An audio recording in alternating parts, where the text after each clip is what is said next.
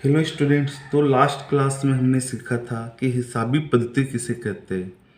तो I hope so सभी बच्चे ने याद किया होगा। तो हिसाबी पद्धति की परिभाषा क्या था बच्चे? तो हमने बताया था कि हिसाबी पद्धति ऐसे व्यवहार और घटनाएं जो मौद्रिक लक्षण रखते हैं उन्हें द्रव्य के रूप में लिखेंगे, उसका वर्गीकरण करेंगे और उसके परिणामों का क्या करते बच्चे, निष्कर्ष निकाल कर अर्थघटन करने की कला को हम क्या बोलते थे?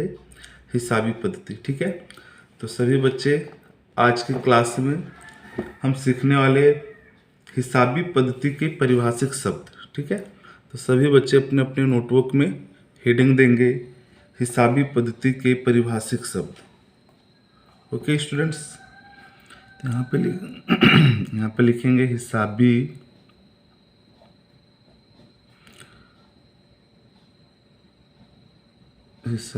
पद्धति के पारिभाषिक शब्द। ठीक है। तो आई होप सो सभी बच्चे को समझ में आ रहा है कि आज की क्लास में हम क्या पढ़ने वाले हैं। और ये बहुत ही इम्पोर्टेंट वर्ड होते हैं बच्चे, जिसको याद करना बहुत ज़रूरी है। ठीक है। इसको आप समझेंगे भी और इस चीज़ को याद भी कर लेंगे। ठीक है। तो हिसाबी पद्धति के परिभाषिक शब्द। तो आज का जो पहला शब्द रहेगा बच्चे, उसको है, हम लोग बोलेंगे धंधा के व्यवहार। ठीक है। क्या बोलेंगे? धंधा के व्यवहार। तो यहाँ पे लिखेंगे फर्स्ट पॉइंट, धंधा के व्यवहार। ठीक है। तो देखो धंधा के व्यवहार में क्या होता है। सबसे पहला टॉपिक है धंधा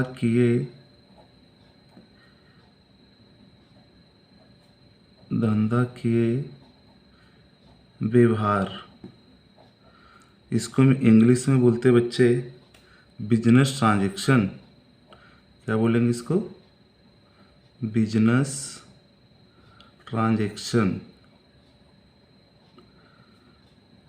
तो बोलो सभी बच्चे को समझ में आया कि धंधा के व्यवहार को इंग्लिश में क्या बोलते हैं? Business transaction. ठीक है। तो इसकी परिभाषा होता है बच्चे कि दो या दो से अधिक व्यक्ति, दो या अधिक व्यक्तियों के बीच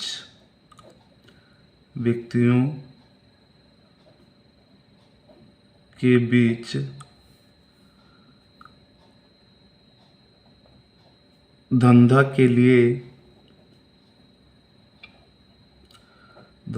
लिए वस्तु या सेवा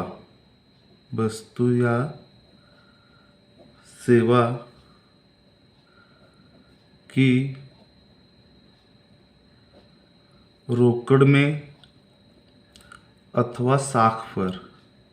रोकड़ में अथवा साख पर विनिमय हो, तो उसे क्या बोलेंगे बच्चे? तो उसे हम धंधा के व्यवहार कहते हैं। ठीक है। तो आई होप से समझ में आया परिभाषा से बच्चे को कि जब दो या दो से अधिक व्यक्ति क्या करते हैं बच्चे? धंधा के लिए वस्तु या सेवा की रोकड़ में अथवा साख पर विनिमय हो, तो उसे क्या बोलेंगे? धंधा के व्यवहार। ठीक है। तो इस परिभाषा को हम समझेंगे यहाँ पे कि मान लेते बच्चे कि एक हमारा क्या है? व्यवसाय है। ठीक है। ये हमारा व्यवसाय है। धंधा को हम व्यवसाय भी बोल सकते हैं, धंधा भी बोल सकते हैं, बिजनेस भी बोल सकते हैं। ठीक है। तो मान लेते हैं कि ये जो बिजनेस है वो क्या बेचती है? कपड़ा बेचती है। ठीक है। तो बताओ इसके पास बहुत सारे ऐसे कस्टमर होंगे बच्चे जो यहाँ इस दुकान से क्या करते? कपड़े खरीदते। क्या खरीदते? कपड़े खरीदते। तो बताओ यहाँ पे जो दो व्यक्ति है ए और बी, वो व्यवसाय में से क्या खरीदेगा? कपड़ा खरीदेगा। ठीक है। लेकिन ये दोनों क्या करेगा? दुकान को पेमेंट भी तो करेगा। तो मान लिया कि ए ने क्या किया? 1,000 रुपये रोकड़ दिया। क्या दिया? रोकड़। रोकड़ देकर उसने क्या किया, बिजनेस से कपड़े ले लिए। क्या खरीद लिए बच्चे, कपड़े। तो जब कोई व्यक्ति पैसे देकर अगर कोई वस्तु खरीदता है, ठीक है, कपड़ा यहाँ पे हमारे लिए क्या हो जाएगा, वस्तु हो जाएगा, ठीक है। तो जब कोई व्यक्ति पैसे देकर अगर वस्तु खरीद रहा है, ठीक है, तो इसको हम लोग बोलते हैं रोकड़। क्या बोलते हैं बच्चे, रोकड़। इसको हम रोकड़ व्यवहार बोलेंगे, ठीक है। और मान लेते हैं कि बी जो है उसने भी कपड़े खरीदे, लेकिन बी ने क्या बोला कि मैं भविष्य में पैसे दूंगा। क्या दूंगा बच्चे, भविष्य में चुकाएगा। तो जब कोई व्यक्ति भविष्य में चुकाने की बात करे तो फिर इस चीज को हम लोग बोलते हैं उधार व्यवहार। क्या बोलेंगे बच्चे, उधार व्यवहार बोलते हैं, ठीक है। समझ में आया सभी को। जब कोई व्यक्ति अगर व्यवसाय में से क्या करता है, रोकड़ में नहीं खरीदता है बल्कि भविष्य में चुकाने की शर्त पे खरीदता है, तो उसे हम क्या बोलेंगे, उधार व्यवहार, ठीक है। और ए ने क्या किया कि उसने तुरंत रोकड़ पेमेंट कर दिया, ठीक है, तो इसको हम बोलेंगे रोकड़ व्यवहार। क्या बोलेंगे बच्चे, रोकड़ व्यवहार। तो अगर कोई व्यक्ति व्यवसाय को तुरंत चुका दे, ठीक है, तुरंत चुकाया, तो इसको क्या बोलेंगे हम लोग, रोकड़ व्यवहार। तो धंधा के व्यवहार में क्या होता है कि दो या दो से अधिक व्यक्ति के बीच वस्तु या सेवा की हम किस में खरीद सकते हैं बच्चे, या तो हम रोकड़ में खरीद सकते हैं, या तो फिर हम किस में खरीदेंगे, साख। साख का मतलब क्या होता है, उधार। साख पे भी खरीद सकते हैं और उधार में भी खरीद सकते हैं, ठीक है। तो अगर रोकड़ अथवा साख पर विनिमय होगा तो इसी चीज को हम क्या बोलते हैं, धंधा के व्यवहार, ठीक है। तो आपको सिंपल वर्ड में ये याद रखना है कि जब दो या दो से अधिक व्यक्ति के बीच में धंधा के लिए वस्तु या सेवा की रोकड़ में अथवा उधार पर विनिमय हो, क्या हो बच्चा, विनिमय। विनिमय का मतलब होता है लेन देन, ठीक है, तो उसको बोलते हैं धंधा के व्यवहार। तो बिजनेस में जो धंधा के व्यवहार होगा वो दो प्रकार के होंगे। पहला जो होगा बच्चा उसको हम क्या बोलेंगे, रोकड़ व्यवहार। तो रोकड़ व्यवहार में क्या होता है, हम तुरंत पैसे चुका देते हैं। और उधार व्यवहार में क्या होता है कि भविष्य में चुकाने की शर्त पे हम क्या करते हैं, खरीदी करते हैं, ठीक है। तो इसको हम लोग बोलेंगे उधार व्यवहार, ठीक है। अभी मैं इसका एक एग्जाम्पल देता हूँ कि रोकड़ व्यवहार क्या होता है ना। अगर एग्जाम में आता है कि रोकड़ व्यवहार किसे कहते हैं, तो आपको इतना बताना है कि ऐसे व्यवहार जिसमें हम क्या करते हैं, तुरंत रोकड़ में चुका देते हैं, तो उसको हम क्या बोलेंगे, रोकड़ व्यवहार। और उधार व्यवहार क्या होता है बच्चे, जब हम किसी व्यक्ति के पास से कोई वस्तु या सेवा खरीदते हैं तो उसे तुरंत पैसे नहीं चुकाते बल्कि भविष्य में चुकाने की शर्त पे हम क्या करते, खरीदी करते, तो उसको क्या बोलेंगे बच्चे, उधार व्यवहार, ठीक है। तो जो उधार व्यवहार होगा तो इसमें एक चीज आपको और याद रखना पड़ेगा। उधार व्यवहार के लिए आपको किसकी जरूरत पड़ेगा, पहचान की जरूरत पड़ती है। अगर पहचान नहीं है, ठीक है, या फिर कोई संबंध होना चाहिए। क्या होना चाहिए बच्चे, अगर देने वाला और लेने वाले के बीच में कोई रिलेशन अगर है तभी उधार मिलेगा। अनजान आदमी को उधार दे सकते हैं क्या, नहीं दे सकते ना। पहचान है तो आपको क्या मिलेगा, उधार मिल जाएगा। तो उधार व्यवहार में इसकी जरूरत पड़ती है, लेकिन रोकड़ व्यवहार में इसकी जरूरत नहीं पड़ेगी, ठीक है। अब एक एग्जाम्पल ले लेते हैं कि रोकड़ व्यवहार क्या होता है। तभी मैं यहाँ पे एक ट्रांजेक्शन दे रहा हूँ बच्चे, ठीक है। आपको पहचानना है कि रोकड़ व्यवहार है कि उधार व्यवहार है, ठीक है। तो सभी बच्चे रेडी है, ओके। मैं यहाँ पे लिख रहा हूँ ट्रांजेक्शन कि ₹5000 5000 का माल रजनीकांत, किसके पास है बच्चे, रजनीकांत को रोकड़ बेचा, रोकड़ बेचा। मुझे बताओ कि रजनीकांत को अगर हमने रोकड़ बेचा है तो किस प्रकार का व्यवहार होगा, सोच के बताओ सभी बच्चे।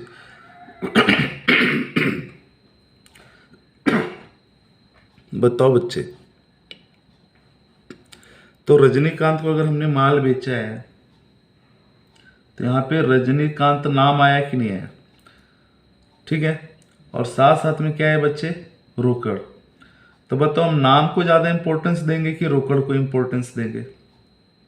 तो जब किसी भी व्यवहार में अगर रोकड़ शब्द लिखा हो, क्या लिखा हो बच्चे, ये जो रोकड़ शब्द लिखा हो तो इससे हम समझ जाएंगे कि ये जो व्यवहार है वो कैसा व्यवहार होगा बच्चे, रोकड़ व्यवहार। कैसा, रोकड़ व्यवहार। ये याद रखना कि जब किसी भी ट्रांजैक्शन में, किसी भी व्यवहार में अगर रोकड़ शब्द का उल्लेख है तो उसे हम क्या बोलेंगे, रोकड़ व्यवहार कहेंगे। ठीक है, चलो अभी एक दूसरा एग्जांपल देता हूं मैं। रुपीस 5,000 का माल, रुपीस 5,000 का माल हमने रजनीकांत को बेचा।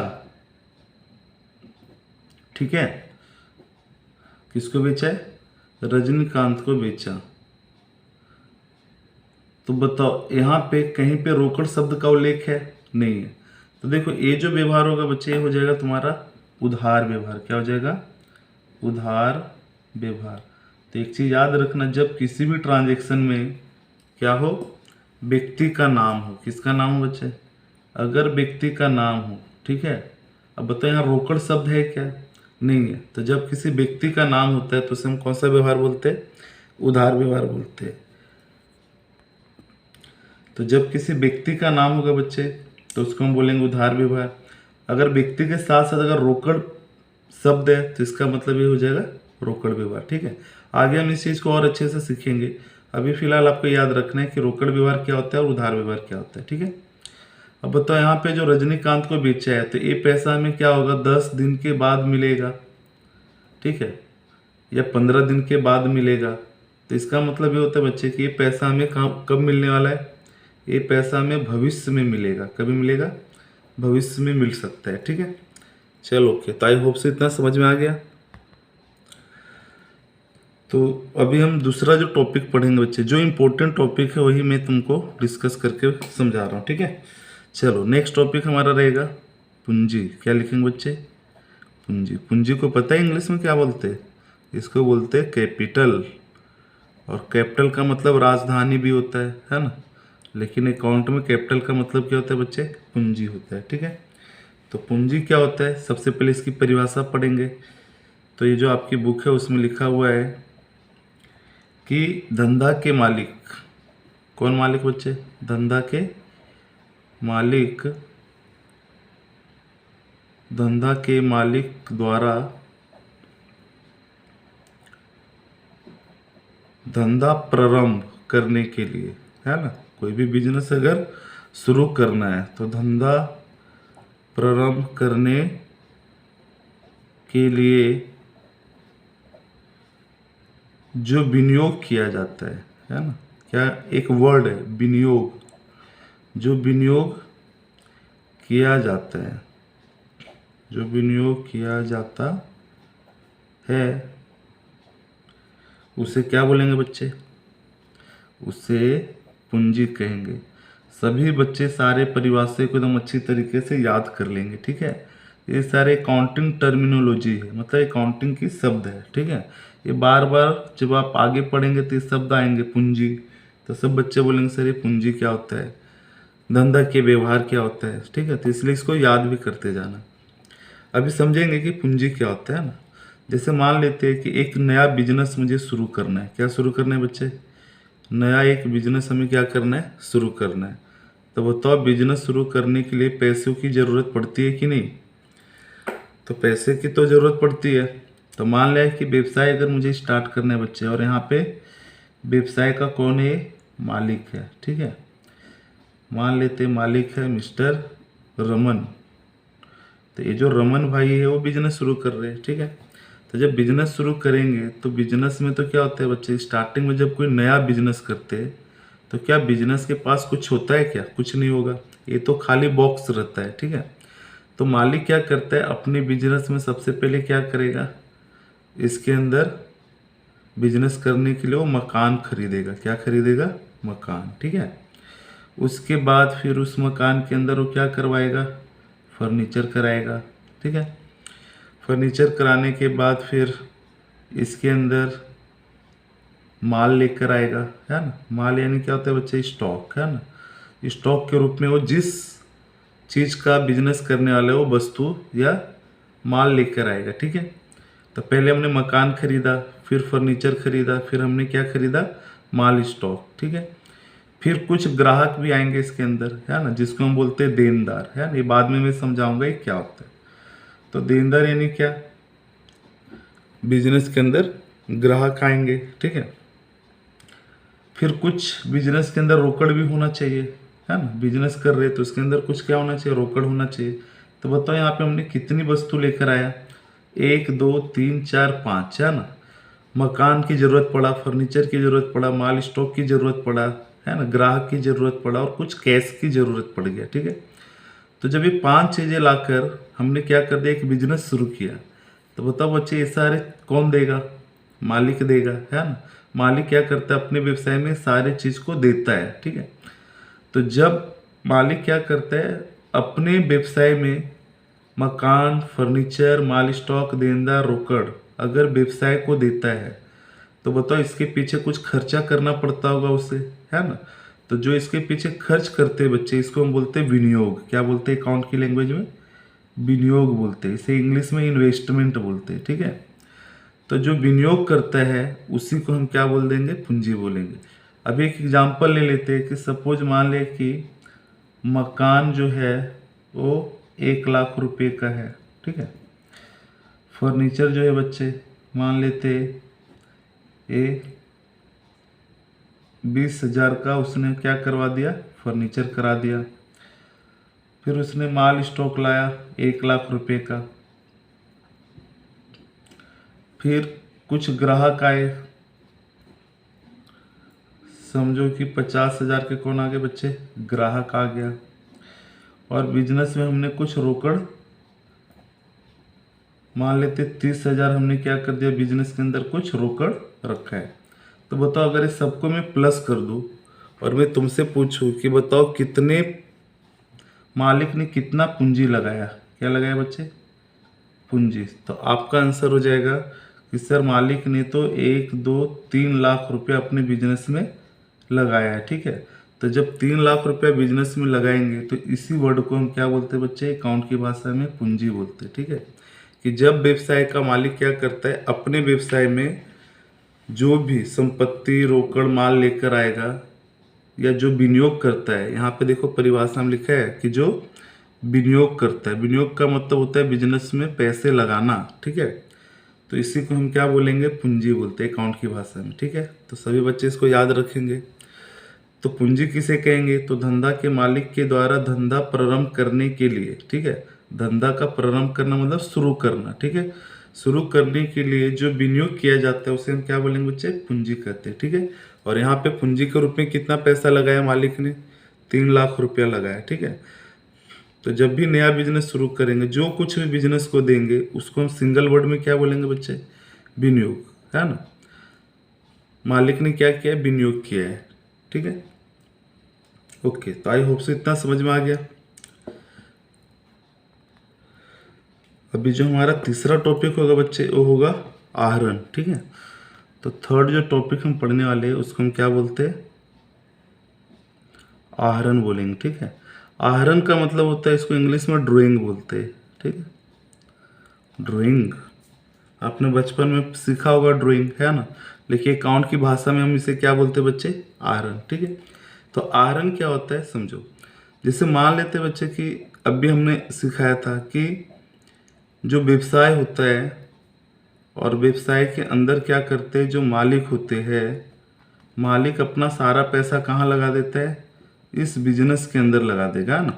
इसका सारा जो पैसा है बच्चे वो कहाँ लगा दिया, बिजनेस में लगा दिया, मतलब जिसको हम पूंजी बोलते थे। ठीक है, तो मान लिया कि इसने 3 लाख रुपए का क्या लगा दिया था, पूंजी लगाया था। अब बताओ बच्चे, अगर मान लिया कि इस मालिक को घर खर्चे के लिए कुछ पैसे चाहिए। ठीक है, इस मालिक को घर खर्च के लिए कुछ पैसे चाहिए।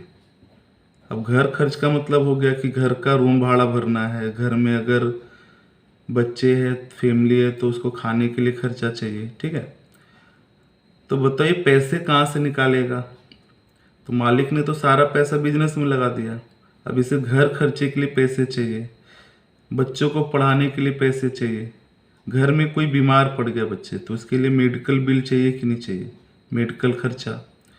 ठीक है। अगर इस मालिक को अपना आयकर भरना है, क्या भरना है, आयकर, इनकम टैक्स, तो भी पैसा चाहिए। फिर इस मालिक को मान लेते बच्चे ज़रूरत पड़ गया अपने बच्चों का कॉलेज की फीस भरना है। ठीक है, कॉलेज की फीस भरना है। इस मालिक को अपने लिए एक LIC करवाना है। ठीक है, तो बताओ ये सारे जो खर्चे होंगे इसके लिए पैसों की जरूरत पड़ेगा। तो ये पैसे हम क्या करेंगे, जो मालिक होते हैं बच्चे वो अपने बिजनेस में से निकाल लेता है। ठीक है, तो मान लेते हैं घर खर्च के लिए उसने 5,000 रुपया व्यवसाय में से निकाले, तो ये जो 5,000 रुपया होगा बच्चे, इसे हम अकाउंट की भाषा में क्या बोलेंगे, बताओ सोच के, इसको सोच के क्या बोलेंगे, तो इसको हम आहरण बोला करेंगे। क्या बोलेंगे बच्चे, इसी को हम आहरण बोलते हैं। ठीक है, तो सभी बच्चे याद रखेंगे कि जब मालिक अपने व्यवसाय में से क्या करता है, निजी उपयोग के लिए, कौन से उपयोग के लिए बच्चे, अगर वो निजी उपयोग के लिए व्यवसाय में से क्या कर रहा है, नगद माल या संपत्ति कुछ भी लेके जाए, अगर निजी उपयोग के लिए लेके जा रहे हैं तो उसे हम क्या बोलेंगे, उसे हम बोलते हैं आहरण। क्या बोलेंगे बच्चे, आहरण। तो बोलो बात समझ में आई कि जब मालिक निजी उपयोग के लिए व्यवसाय में से क्या करेगा, रोकड़ लेके जाए, माल या संपत्ति लेकर जाए, तो उसे हम क्या बोलेंगे, उसे हम आहरण कहते हैं। ठीक है, तो आहरण के रूप में क्या क्या खर्च हो सकता है, जैसे घर खर्च के लिए पैसे चाहिए, कोई घर में तबीयत खराब हो गया, किसी का मेडिकल बिल चाहिए, है ना, इनकम टैक्स भरना हो, कॉलेज की फीस भरना हो, LIC भरना हो, तो बताइए सारे खर्चे के लिए उसे पैसे की जरूरत पड़ेगा कि नहीं बच्चे। तो जो पैसे की जरूरत पड़ता है तो कहाँ से लेगा पैसा, अपने व्यवसाय में से ले लेगा।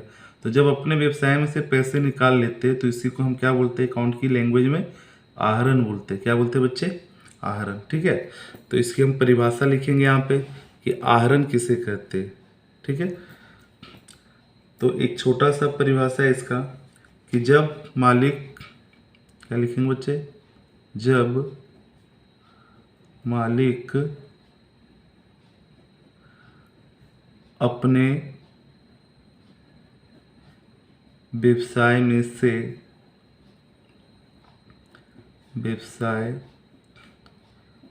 से निजी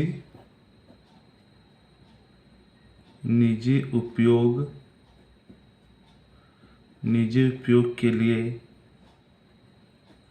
क्या करेंगे बच्चे, निजी उपयोग के लिए जब मालिक अपने व्यवसाय में से निजी उपयोग के लिए रोकड़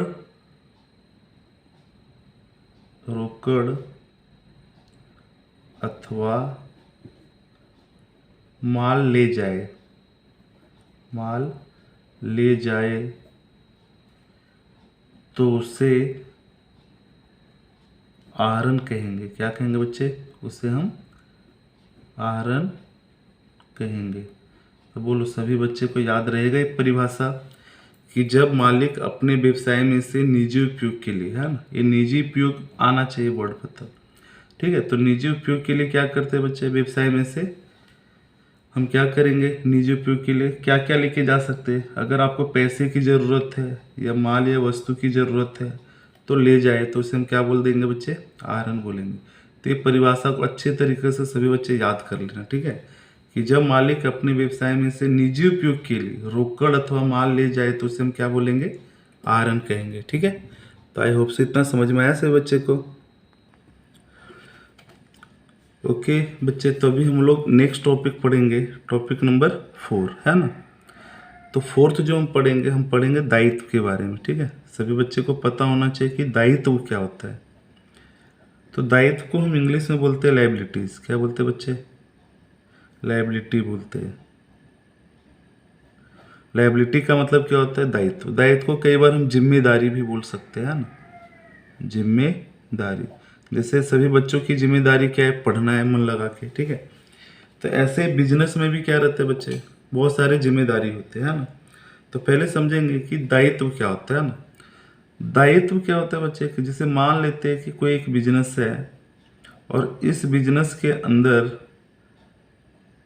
ये जो व्यवसाय है, ठीक है, तो कई बार ऐसा होता है कि जो व्यवसाय होता है बच्चे, वो किसी न किसी व्यक्ति के पास से क्या करता है, उधार पे माल खरीदता है। किस पे खरीदता है? उधार पे। जैसे मान ले यहाँ पे भी एक व्यक्ति है ए, उसके पास से बिजनेस ने क्या किया है, उधार माल या संपत्ति खरीदा, ठीक है। जब व्यवसाय क्या करता है, किसी भी व्यक्ति के पास से क्या करेगा, उधार माल या संपत्ति खरीदा है। तो बताओ बच्चे, जब हम किसी से उधार माल या संपत्ति खरीदेंगे तो इसको बाद में क्या करना पड़ता है, तो उस व्यक्ति को बाद में हमें क्या करना पड़ता है बच्चे, भुगतान भी तो करना पड़ेगा, ठीक है, जिसको हम बोलते हैं भुगतान पात्र रकम। क्या बोलते हैं बच्चे इसको? भुगतान पात्र रकम। मतलब आपको भविष्य में क्या करना पड़ेगा, इस व्यक्ति को जितने का माल उधार खरीदा है उसको पेमेंट करना पड़ेगा। जैसे मान लेते हैं कि हमने इसके पास से 10,000 का माल उधार खरीदा। कितने का उधार खरीदा? तो जब व्यवसाय किसी भी व्यक्ति के पास से अगर उधार खरीदता है तो उसे क्या करना पड़ता है, भुगतान पात्र करना पड़ता है, मतलब बाद में उसको पेमेंट करना पड़ता है, ठीक है।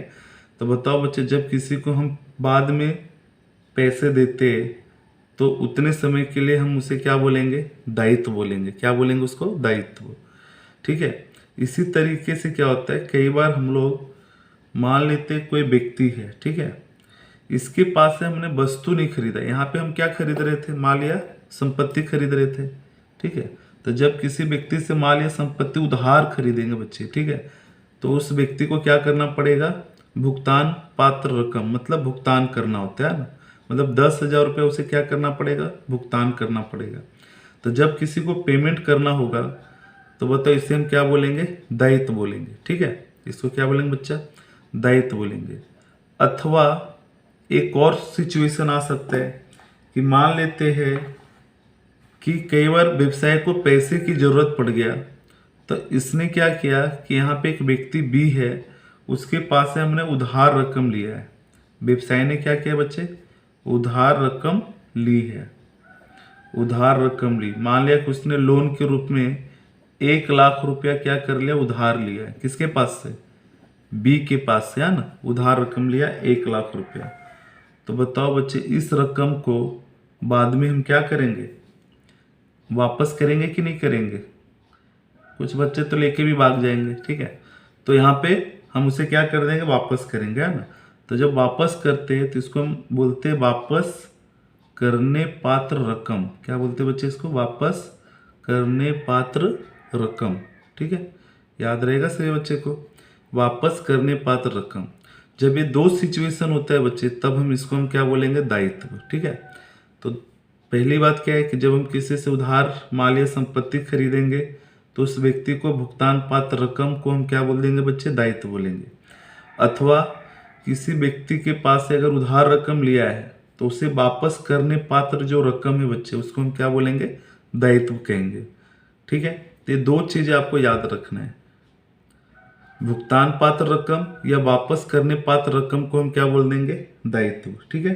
तो इसकी हम परिभाषा लिखेंगे यहाँ पे कि दायित्व किसे कहेंगे, ठीक है। बताओ यहाँ पे उधार रकम कौन लिया है, यहाँ पे उधार रकम कौन ले रहा है, व्यवसाय ले रहा है, ठीक है। उधार पे माल कौन खरीद रहा है बच्चे, अगर आपसे कोई पूछे तो आपका जवाब क्या होना चाहिए, व्यवसाय, ठीक है। व्यवसाय खरीद रहा है, व्यवसाय लोन ले रहा है, ठीक है। इसलिए जब हम परिभाषा लिखेंगे तो यहाँ पे आएगा धंधा द्वारा। क्या आएगा, धंधा के द्वारा। तो धंधा द्वारा क्या होता है, उधार खरीदे माल। क्या लिखेंगे बच्चे, उधार खरीदे माल या फिर संपत्ति, संपत्ति या सेवा, ठीक है। माल, संपत्ति या सेवा अगर हम उधार पे ले रहे बच्चे, ठीक है, तो उसको क्या करना पड़ेगा, तो सर उसको भुगतान करना पड़ेगा। जिसको हम भुगतान पात्र क्या बोलते हैं, रकम बोलते हैं। क्या बोलते हैं, भुगतान पात्र रकम। ठीक है। अथवा एक चीज और बताया था कि अथवा उधार ली रकम, क्या लिखते हैं बच्चे, उधार ली रकम। अब बताओ, जब हम उधार लेंगे तो उसको क्या बोलेंगे, उधार ली रकम को हम क्या करेंगे, वापस करने पात्र रकम। क्या लिखेंगे बच्चे, वापस करने पात्र रकम, रकम को क्या बोलेंगे हम लोग, दायित्व। तो इसी को हम दायित्व करते हैं। ठीक है। तो आई होप सो सभी बच्चे को समझ में आया कि जब व्यवसाय उधार पे माल या संपत्ति खरीदेगा तो उसे भुगतान पात्र रकम को हम क्या बोलेंगे, दायित्व। अथवा उधार रकम ली हो तो वापस करने पात्र रकम को क्या बोल देंगे बच्चे, दायित्व बोलेंगे। तो कभी भी आपसे कोई पूछे तो आपको जवाब देना है। ठीक है। तो आई होप सो दायित्व आपको समझ में आ गया। ठीक है। अभी इसमें जो आता है बच्चे कि दायित्व का एक वर्गीकरण है। ठीक है, वो मैं यहाँ पे समझा देता हूँ। दायित्व जो होता है ये दो प्रकार के होते हैं। कितने प्रकार के होते हैं, दो। तो दायित्व के दो वर्गीकरण है बच्चे। ठीक है। तो पहला जो वर्गीकरण है उसको बोलते हैं हम लोग आंतरिक दायित्व। क्या बोलेंगे इसको, आंतरिक दायित्व। और दूसरा जो होता है बच्चे उसको बोलते हैं बाह्य दायित्व। बाह्य का मतलब होता है बाहर का, है ना, बाहरी दायित्व भी बोल सकते हैं इसको। क्या बोलेंगे इसको, बाहरी दायित्व। तो बोलो, ये समझ में आया सभी बच्चे को कि दायित्व कितने प्रकार के होंगे, तो दो होंगे, है ना। ये जो दायित्व होता है बच्चे वो संबंध के आधार पे होता है। किसके आधार पे होता है, संबंध के आधार पे, आंतरिक दायित्व और बाह्य दायित्व। ठीक है। अगर आपसे कोई पूछे संबंध के आधार पे कितने प्रकार के दायित्व होते हैं, तो दो, आंतरिक दायित्व और बाहरी दायित्व। अब इसमें क्या होता है बच्चे, आंतरिक दायित्व किसको बोलेंगे और बाहरी दायित्व किसे बोलेंगे। ठीक है। तो यहाँ पे एक छोटा सा एग्जाम्पल देता हूँ, सभी बच्चे ध्यान देंगे, है ना। जैसे मान लेते हैं बच्चे कि जो बिजनेस है, यानी हमारा जो व्यवसाय है, इसने क्या किया है, इस व्यवसाय को मालिक ने 10 लाख रुपया दिया। कितना दिया बच्चे, मालिक ने 10 लाख रुपया देकर बिजनेस में शुरू कर दिया। तो मालिक कितना पैसा दिया है, 10 लाख रुपया। ठीक है। और हमने 5 लाख रुपया जो है हमने लोन लिया है। 5 लाख रुपया क्या कर दिया बच्चे, मान लें कि SBI बैंक है, वहाँ से हमने लोन लिया। क्या लिया, लोन। ठीक है। तो बताओ यहाँ पे बिजनेस में टोटल कितना पूंजी हो जाएगा, सोच के बताओ, टोटल पूंजी कितना होगा। तो मालिक 10 लाख दे रहा है और SBI लोन कितना लिया, 5 लाख। तो यानी इस व्यवसाय को 15 लाख की पूंजी हो जाएगा कि नहीं इस बिजनेस में। ठीक है। तो इस बिजनेस में अगर आपसे कोई पूछे कितना पूंजी है तो क्या बताएंगे, 15 लाख की पूंजी है। ठीक है। तो मालिक अगर पैसा देगा बच्चे, ठीक है, तो इसको हम बोलते हैं आंतरिक दायित्व। क्या बोलते हैं इसको, आंतरिक दायित्व। ये याद रखना। ठीक है। इस दायित्व को क्या बोलेंगे, आंतरिक दायित्व। ठीक है। अगर बैंक लोन दे रहा है तो इसको हम बोलते हैं बाहरी दायित्व, क्योंकि बाहर का व्यक्ति होता है ना, बिजनेस के बाहर का व्यक्ति है, इसलिए जो बैंक लोन देता है उसे हम क्या बोलते हैं, बाहरी दायित्व बोलेंगे। तो अगर आपसे कोई पूछे आंतरिक दायित्व क्या होता है, तो सिंपल तरीके में क्या बताना है कि जब मालिक व्यवसाय को पैसे देता है तो उसको बोलते हैं आंतरिक दायित्व। और जब बैंक से लोन लेकर अगर व्यवसाय को पैसे देते हैं तो उसको क्या बोलते हैं, बाहरी दायित्व। ठीक है। तो याद रहेगा बच्चे सभी को। ठीक है। फिर इसी में एक और वर्गीकरण आता है बच्चे, जो मैं यहाँ पे बता देता हूँ। ठीक है। दूसरा जो वर्गीकरण होता है दायित्व का, वो समय के आधार पे होता है। किसके आधार पे होता है बच्चे, समय के आधार पे। ठीक है।